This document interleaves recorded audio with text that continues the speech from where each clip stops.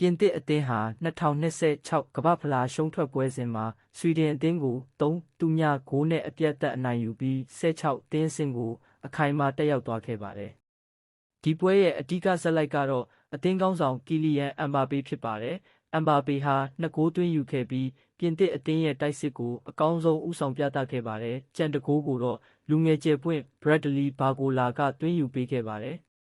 ပွဲစကတည်းကပြင်သစ်ဟာဘောလုံးပိုင်ဆိုင်မှုအသာနဲ့ဆွီဒင်ကိုဆက်တိုက်ဖိအားပေးခဲ့ပါတယ်။ဆွီဒင်အသင်းကခံစစ်ကိုစနစ်တကျတိစောက်ခဲ့ပေမဲ့ပြင်သစ်ရဲ့မြန်နှုန်းမြင့်တိုက်စစ်ကိုအချိန်ကြာမတားဆီးနိုင်ခဲ့ပါဘူး။ပထမပိုင်းပြီးခါနီးမိနစ်45မှာအမ်ဘာပေကအဖွင့်ဂိုးသွင်းယူခဲ့ပြီးပြင်သစ်ကိုဦးဆောင်စေခဲ့ပါတယ်။ဒီဂိုးကြောင့်အသင်းတစ်သင်းလုံးယုံကြည်မှုပိုတက်လာခဲ့ပြီးဒုတိယပိုင်းမှာပိုပြီးလွတ်လပ်စွာကစားနိုင်ခဲ့ပါတယ်။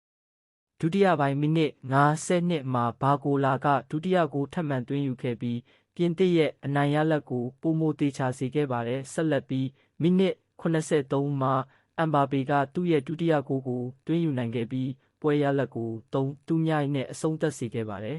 ။ဒီပွဲမှာအမ်ဘာပေရဲ့အရှိန်နေရာယူပုံအဆုံးသတ်နိုင်စွမ်းတွေဟာကမ္ဘာအဆင့်ဆိုတာကိုထပ်ပြီးသက်သေပြခဲ့ပါတယ်။အသင်းဖော်တွေနဲ့ချိတ်ဆက်ကစားပုံကလည်းအလွန်ကောင်းမွန်ခဲ့ပြီးဆွီဒင်ခံစစ်ကိုအမြဲတမ်းအခက်တွေ့စေခဲ့ပါတယ်။အခုလိုနိုင်ပွဲကြောင့်ပြင်သစ်အသင်းဟာ16သင်းအဆင့်ကိုယုံကြည်မှုအပြည့်နဲ့တက်ရောက်နိုင်ခဲ့ပြီးချန်ပီယံဆုအတွက်အားအကောင်းဆုံးအသင်းတွေကတစ်သင်းအဖြစ်ဆက်လက်ရပ်တည်နေပါတယ်။အမ်ဘာပေကလည်းဒီပြိုင်ပွဲမှာသူ့ရဲ့ဂိုးသွင်းစွမ်းရည်ကိုဆက်လက်ပြသနေပြီးရွှေဖနက်ဆုအတွက်အားကောင်းတဲ့ပြိုင်ဘက်တစ်ယောက်ဖြစ်ရပ်တည်နေပါတယ်။သူ့လိုကစားသမားမျိုးအသင်းမှာရှိနေတဲ့၍ပြင်သစ်ဟာဘယ်အသင်းနဲ့တွေ့အနိုင်ရဖို့အခွင့်အရေးအမြဲရှိနေမှာဖြစ်ပါတယ်။အမ်ဘာပေရဲ့ဂိုးသွင်းစွမ်းရည်ဘာဂိုလာရဲ့ခြေစွမ်းနဲ့ပြင်သစ်အသင်းရဲ့စုစည်းမှုကိုကြည့်ရင်ဒီအသင်းဟာဘယ်ပြိုင်ဘက်နဲ့တွေ့လွယ်နဲ့ရှုံးနိမ့်မဲ့အသင်းမဟုတ်တော့ပါဘူး။ဒီအချိန်တိုင်းသာဆက်ကစားနိုင်မယ်ဆိုရင်2026ကမ္ဘာ့ဖလားကိုနောက်တစ်ကြိမ်ကိုင်းမြောက်နိုင်တဲ့အသင်းဖြစ်လဲပရိသတ်တွေကမျှော်လင့်နေကြပါတယ်